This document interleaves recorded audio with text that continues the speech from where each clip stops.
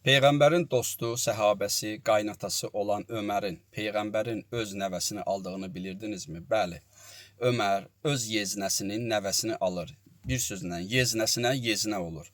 Bundan öncəki paylaşımda mən Ömərin İmam Əlinin qızını almasını paylaşmışdım. Bəzi şiyələr iddia edirdilər ki, bu şərdir, böhtandır, belə bir hadisə olmayıb və Ömər Əlinin qızını almayıb. İndi isə yalnız şiə mənbələrində keçən hədisləri oxuyacağam sizə, bu nikahla bağlı imamlardan gələn hədisləri. Birinci rəvayət keçir Əl-Kafi cild 5 səhifə 346-da.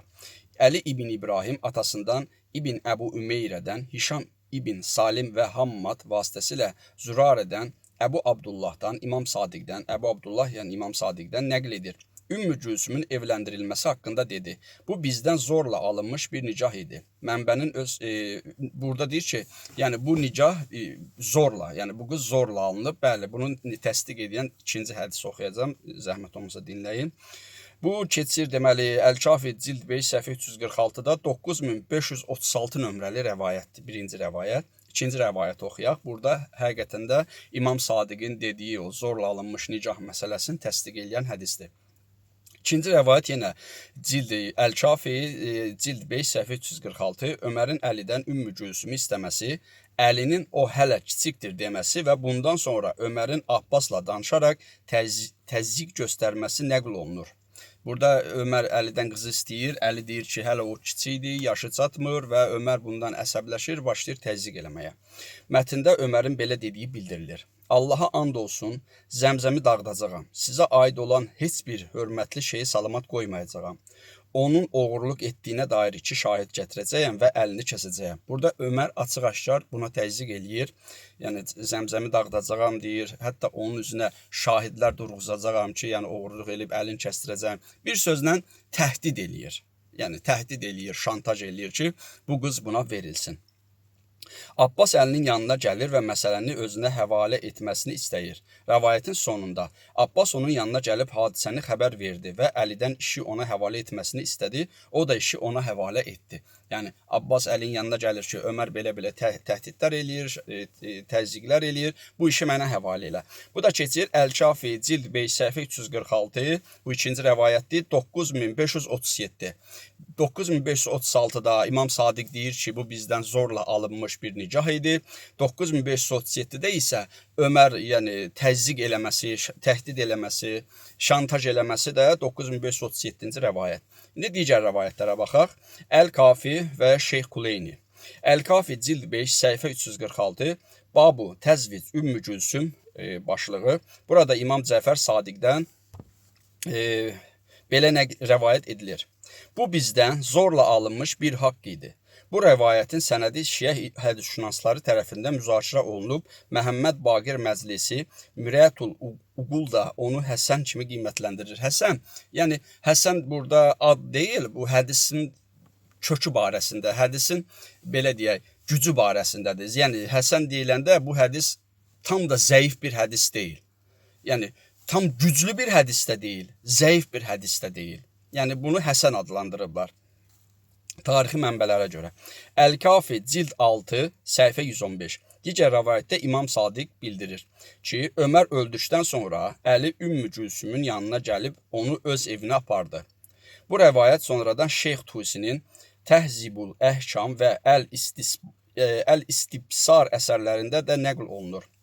Təhzibul Əhkam Şeyx Tusi cild 8 səhifə 165, 161 üzr istəyirəm və cild 9 səhifə 262. Xüsusilə cild 9 səhifə 262-də isə Ümmü Gülsüm və Ömərdən olan Zeyd ibn Ömərin hər ikisinin eyni vaxtda vəfat etməsi barədə rəvayət nəql edilir.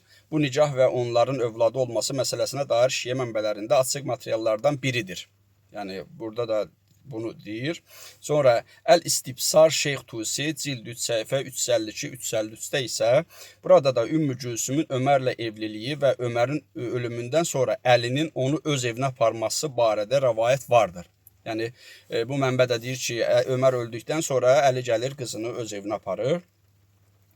Bu tək burada keçmir. İndi bu həm də keçir bu Şərh-ü Nəhcül Bəlağa. Orada da bu rəvayətlər nəql olunur. Oradan da bunları oxuyacağım mən sizə indi. İndi isə Şərh-ü Nəhcül Bəlağada keçən rəvayətləri oxuyaq. Şərh-ü Nəhcül Bəlağa cild 12 səhifə 106. İbn Əbil Hədid burada Zübeyr ibn Bəkkarın rəvayətini nəql edir. Başlıq belədir.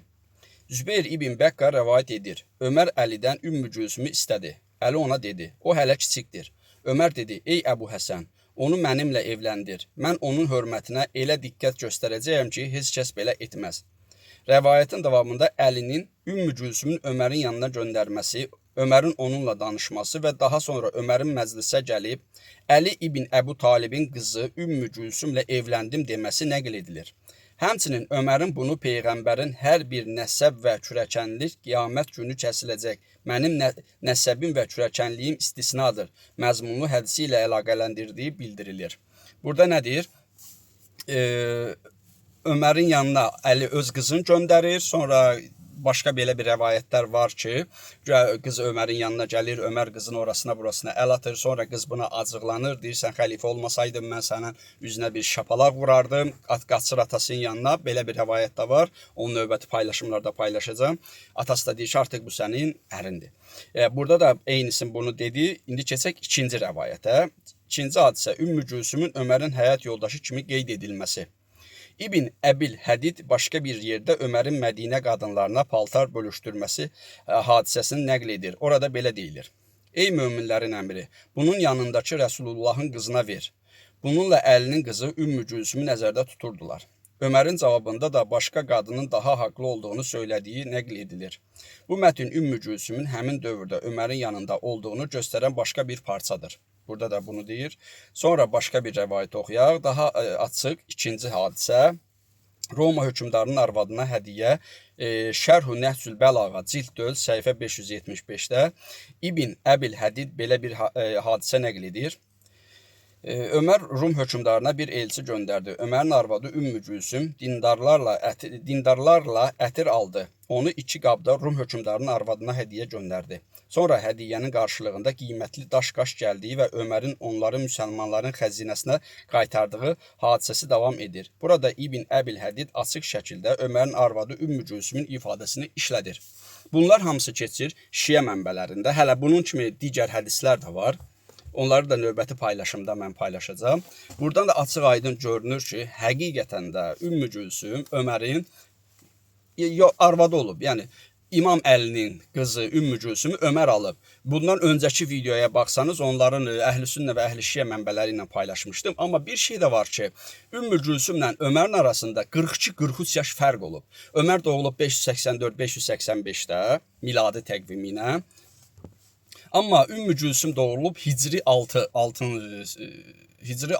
ildə. Hicri təqvimi ilə 6-cı ildə. Amma bunların nikahı olub Hicri 17-ci ildə. Bunların nikahı olur. Yəni bunlar Ömər Ümmü Gülsümlə evlənəndə Ömərin 52-53 yaşı olur. Ümmü Gülsümün olurarsa 11 yaşı. Bunu mən demirəm. Bunu İslam mənbələri, İslam qaynaqları deyir. Bir zəhmət özünüz də araşdıra bilərsiniz. Yəni bu həqiqətən də evlilik olub. Bunu mən demirəm. Bunu Şiə və Sünni mənbələri deyir. Bunu sağa sola fırlatmağa ehtiyac yoxdur ki, belə bir hadisə olmayıb. Bəli, belə bir hadisə olub. Zorakılıq olub. Ömər zorla o qızı alıb, bəli alıb. Bunu mən demirəm, yenə də bunu mənbələr deyir. Sona qədər izlədiyiniz üçün təşəkkür edirəm. Bəyinib paylaşmağı unutmayın və burada paylaşılan hər bir mövzunun linki ilə bərabər bizim Telegram kanalı var, Trezvi Budda. Oraya da abunə olsanız, orada internet səhifəsinə qədər, ərəbcəsinə qədər, qaynağına qədər mən linki ora atıram. Oradan girib özünüz də baxa bilərsiniz. Çünki TikTokda buraya link atmaq olmur. Sona qədər izlədiyiniz üçün təşəkkür edirəm. Sağ olun.